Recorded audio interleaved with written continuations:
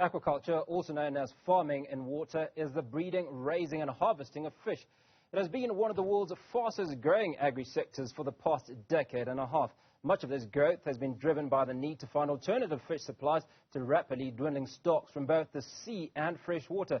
Supply has also receded due to increased demand in fish consumption. And joining us is O.R. Kwape, Chairman of the Tilapia Association of South Africa, Lance Quiding, CEO at Integrated Aquaculture Group and also Vice Chair of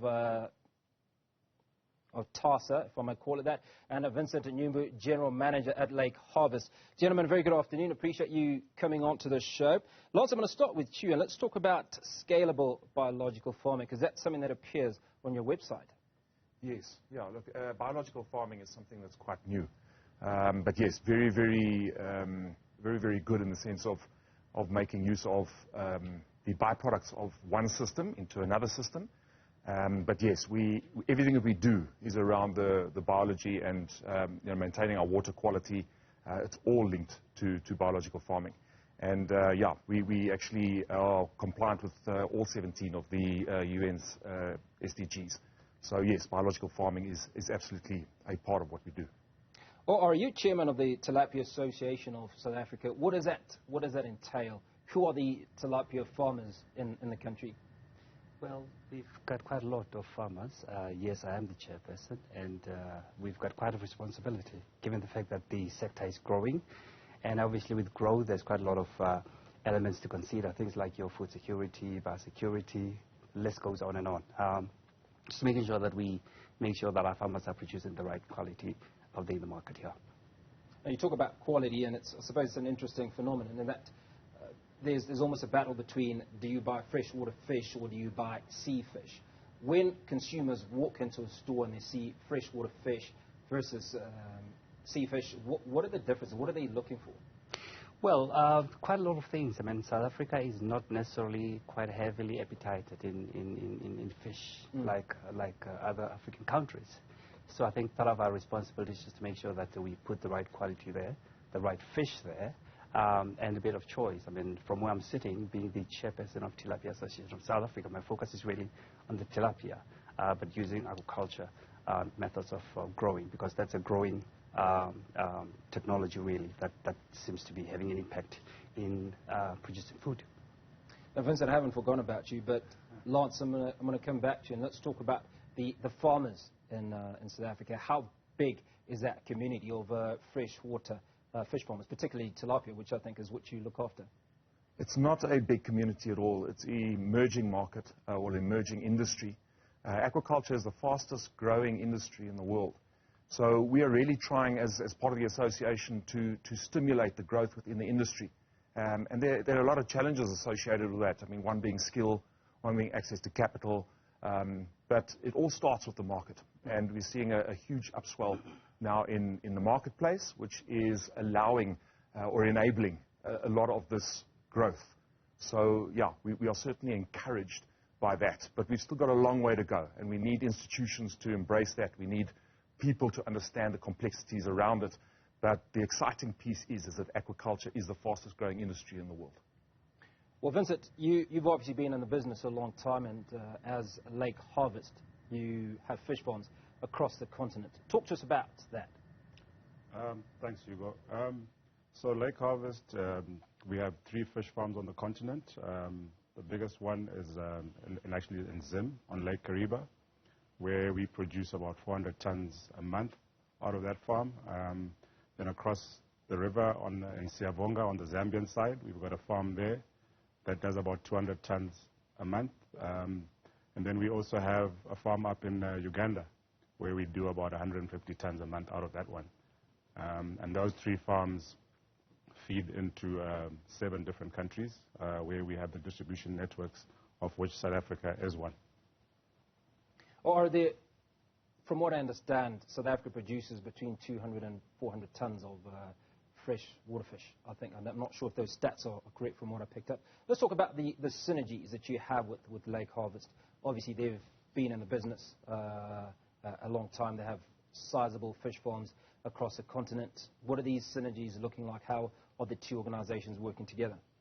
Okay, maybe just to correct, the market is a little bit lower than that, and the reason for that, obviously, we had gone through COVID, which was quite an interesting contributor to that. But there were other elements, really, that led to that. Access to finance, skills, those are the elements that Lance spoke about just earlier. The relationship that we have with Lake Harvest, well, it's fairly new, and it's been quite an interesting ride. We're discovering each other. I think the most important thing is that we appreciate a couple of things that Lake Harvest already has, like your logistics, like your value chain proposition that they have already set up.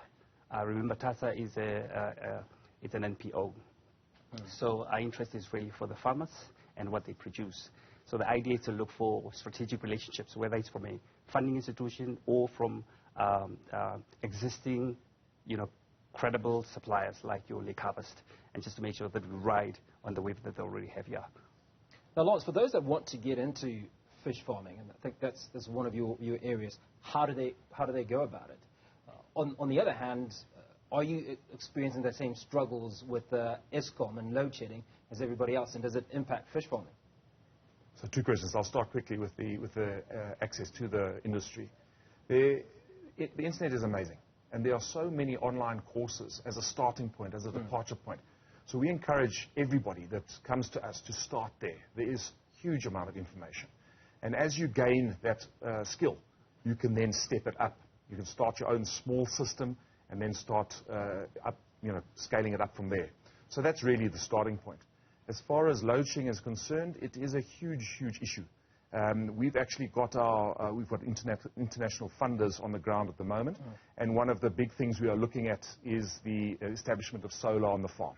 So we want to go that route, and obviously cost is a big factor, but a certain grid-tied system will assist greatly in, number one, reducing the cost and also decreasing the risk associated with it, because our pumps do run 24 hours a day. So, yeah, load shedding is a problem. Now, Vincent, do you have to have a special palate to appreciate freshwater fishes, or is just any fish, pretty much the same? No, look, like in South Africa, what he said, they've got a palate for seawater, so there's a lot of salt in it, whereas the freshwater fish is basically a bland fish, but it takes on whatever you give it. And it's a lot meatier, I suppose.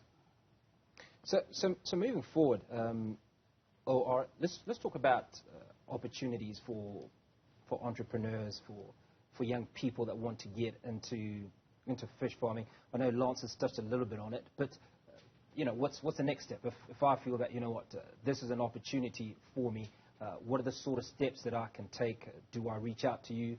Who do I call? What are those conversations looking like? Yes, just a couple of things. One, yes, you can reach out to TASA. Interestingly, we've got quite a number of farmers, not only just farmers. I mean, we've got people that are looking into other areas, issues of feed, issues of biosecurity, etc., etc.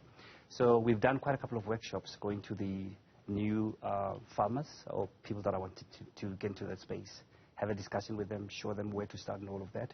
Obviously, there's compliance from a pen perspective because it's tilapia. Because it's classified as an alien species.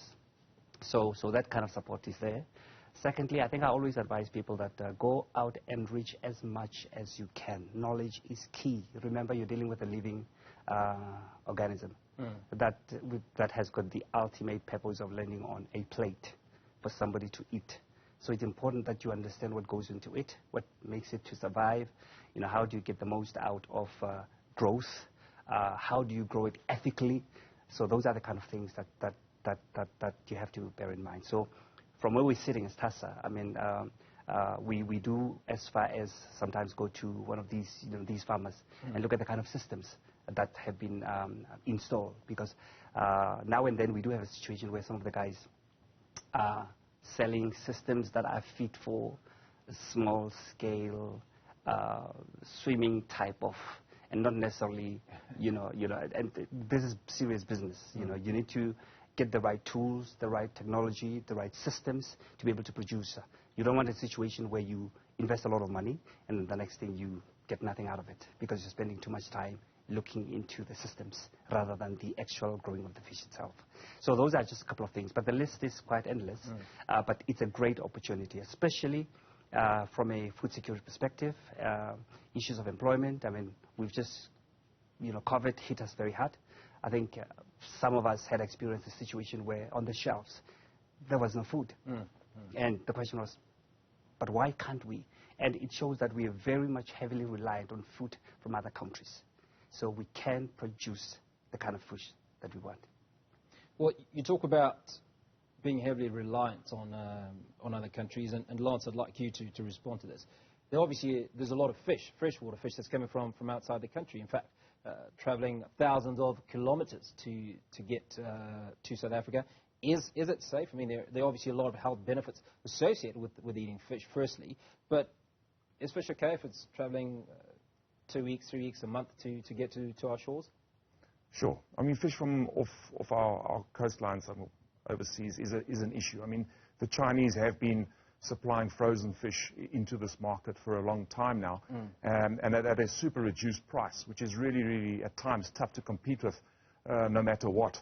But what Lake Harvest has really done is has brought a product to the table that is a lot fresher. It has the time it's been on a ship is a lot less, and the sustainability of supply into the marketplace has really given a platform of which our local farmers can plug into.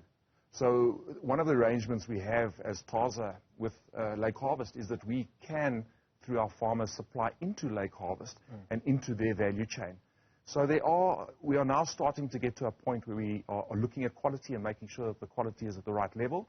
But obviously a locally produced fish is a lot easier to manage than something that comes from off our shores. We really, when it lands, we really don't know what that looks like. But having said that, internationally, there's a lot of pressure to start, on the food side to make sure that a quality product comes in.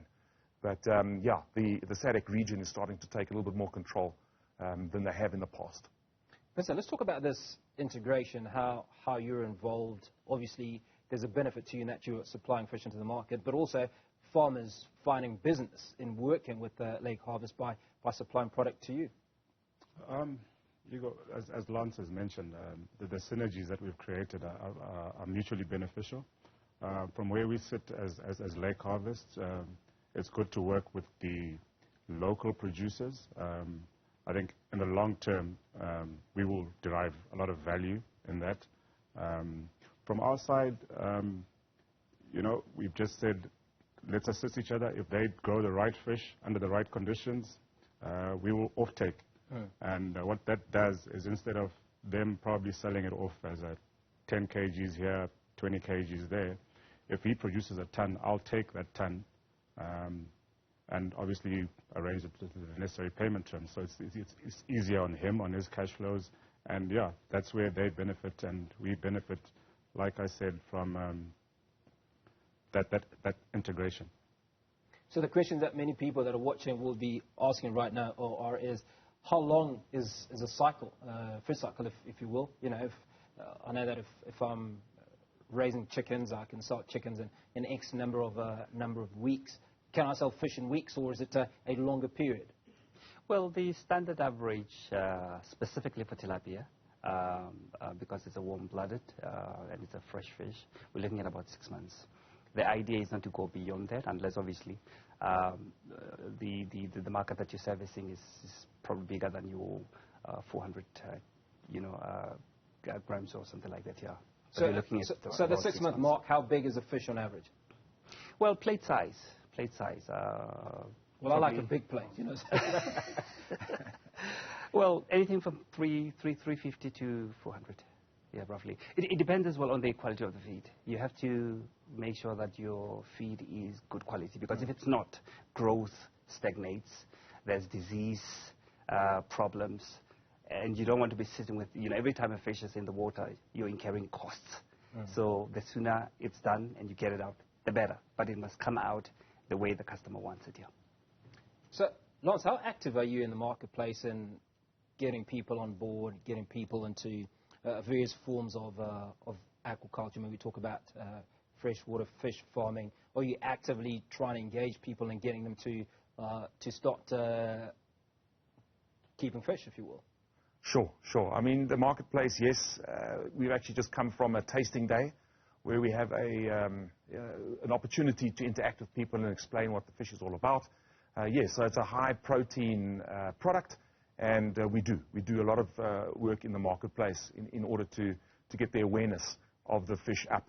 So, yeah, we're doing a lot of that. Gentlemen, appreciate your time. Thanks so much for coming on to Newsfeed, the PM edition.